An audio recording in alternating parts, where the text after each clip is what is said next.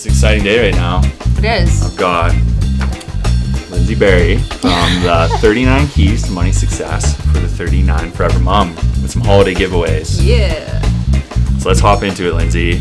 What I am most curious about and what people typically need to know is why the heck are you doing what you're doing? So you grew up in Dawson Creek, Dawson BC. Creek.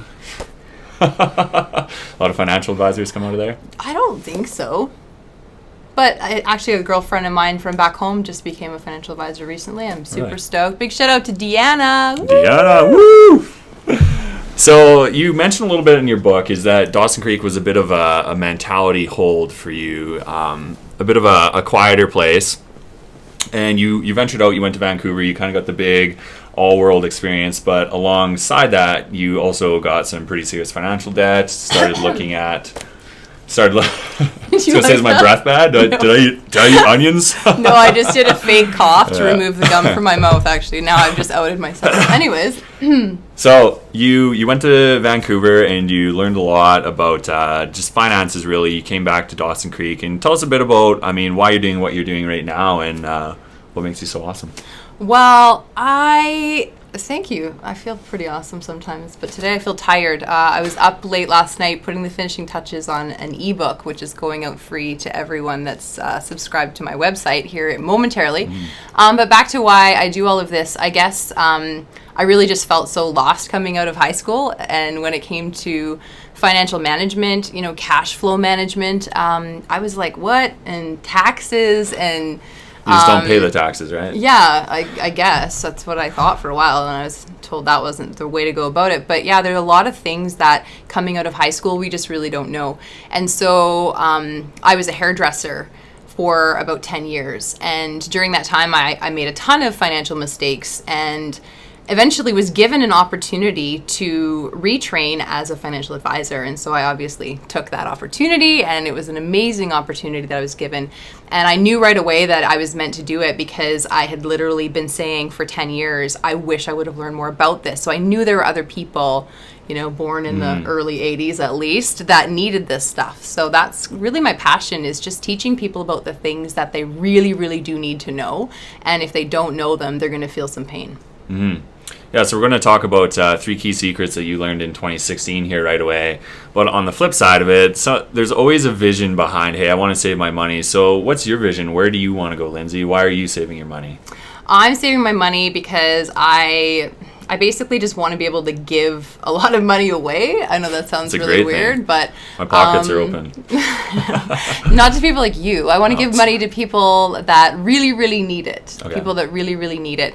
And it's not just about giving money. It's about giving my time as well and spending time with people that I feel like can make a difference in their lives. That's really what drives me every day. I chased... In my beginning years of being a financial advisor, I was surrounded by people that were chasing wealth, and I realized that that's not what I want. I realized that through mainly the help of my church and then some books.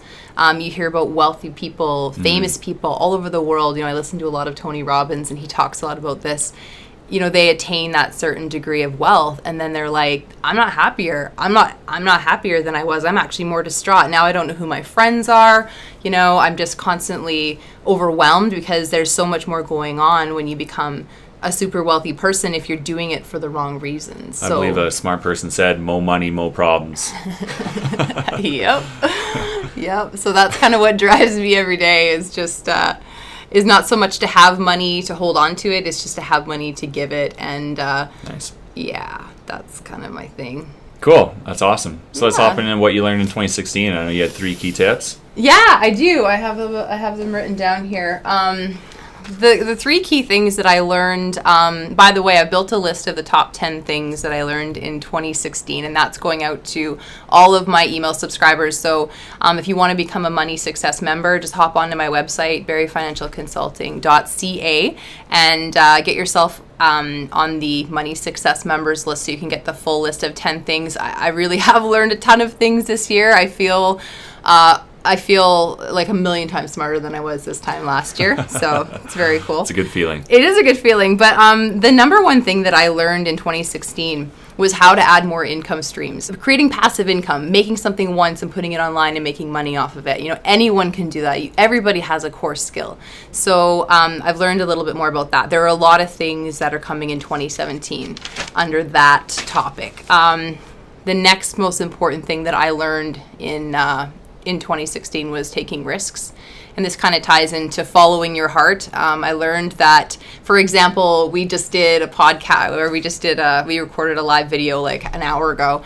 And we were both kind of like, oh, what if we, screw it up? What if it's terrible? And we both just looked at each other. It was like, yeah, but what if it's awesome? Like, you have to take risks. You really do. And if you fail, the worst thing that can happen is you grow from it. And you maybe have better judgment next time, or you learn something new that you can take into your next situation. So, and the last thing, and this sounds really funny, but at the beginning of the year, I think it was January 2016, I was presenting to a group of women. And I vowed in front of all of them that I wouldn't set foot in a mall for the entire year. And I didn't manage to do that. There were a couple times when I had to go. But I hated every minute of it. So malls are spending traps. They want your money. There are colors and scents and sounds and cues everywhere to buy. As soon as you step into a mall, my number one thing that I was preaching this up until the beginning of the year, but until this year came around and I actually had to go to a mall, and I was like noticing it and paying close attention to the physical anxiety that malls bring people. And we think that means we should buy stuff, but it actually just means you should get the hell out of there. So just remember that. That's the 3 top things I learned in 2016. Don't go to the mall, and if you have to, get in and get out and stick to your list and your price tag limit. Love it. So when we're talking about the passive income, it's one that is really talked about a whole lot. Most people kind of understand real estate, books are in those categories. What are a couple of passive income streams you've looked at, or you have right now, or that you're looking at getting into, Lyndsie? For me, it's definitely online courses, and there's 2 sort of directions that I can go with that. And one is, of course, creating online courses and marketing them through my website to the general public. Of course, my niche market is the 39 Forever Mom. There's also, as an advisor, there's also another route that I can go that I'm going to be looking into in 2017. Well, not looking into, I'm going to be executing it in 2017, and that is creating online courses for other financial advisors, because we all have to attain a certain number of CE credits, continuing education credits. So a lot of us advisors just go online, we find a great site that offers these CE credits that we need to get our license renewed and continue to make money off of the products that we sell. I get an income stream off of that for who knows how many years, right? Every time someone buys that course. Books, of course. I wrote a book. That's a brand new income stream for me. So let's talk about the second one a little bit more. So the perfection trap, as I like to call it. Yeah. We talked a little bit about these videos or even course creation. It's so easy. Well, content creation is a good example, whether it's blogging or putting out a video. It's easy to sit back and think, oh my God, this is the scariest thing in the world, because it is. There's a big vulnerability aspect of, I'm going to be writing this article, or I'm going to be pushing this video out. Yeah. What are other people going to think? And then we get inside of our heads and we think, okay, well, everything will be fine if I just hit it perfectly. If I nail this script and everything's going to be all right. And it's almost robotic how perfect it is. Yeah. And then we have the tendency to want to get into it and almost read through this perfect script. And then if anything goes off from that, we think it's a huge failure, because we set these expectations in our mind. Yeah. And as soon as we branch away from expectations, regardless of anyone on the other side and what they understand about what we were trying to get across, really provides a big impact to us. So just get it out there, because if you hold it in, no one's ever going to see it, and it's going to be a shame if you go through 2017 or if you go through 2016 thinking, I should have wrote this blog post, I should have put a video out, I should have wrote a book, any one of those. Whereas you reframe it, if you would have done it, I'm happy. I've never regretted putting anything out. Exactly. And I mean, you can, it's not like you can't, if it's horrible, you can pull it down. I mean, live is, I think, a little bit risky, but at the same time, gotta take risks, right? For sure. Yeah. So love that. Then we get into the third piece here, malls. Malls, yeah. I don't know. Malls, I like literally just stay away. I've got a lot about this in my book. A lot about this in my book. I actually, the 2 free ebooks that are going out in about a half an hour to all of my Money Success members, one of them is is it's actually 8 of the keys from my book. So 8 of the 39 keys. So they are designed for moms, for women. And I go a lot into the malls and, you know, the dopamine surge that you get when you're in a mall and you see something you want and how to combat that. I go into that in that free ebook. The other free ebook is called it's called Kill Your Money Problems in 2017, a 7-step guide. And so that is the second free ebook. And that one talks a lot about taking risks, forgiving yourself when you screw up. When it comes to money, a lot of people have made bad investments. And I've talked to people who say, you know, I'm in GICs because I'm terrified of the markets. And I just think, what a shame. You're missing out on investing in so many great companies and being a part of the economy. And, you know, instead you're so terrified that you're just going to hold on to your money. So I just think that in general, we all need to take risks if we want rewards. And if we're okay with no rewards, I think this is going to be a bit of a boring life, though.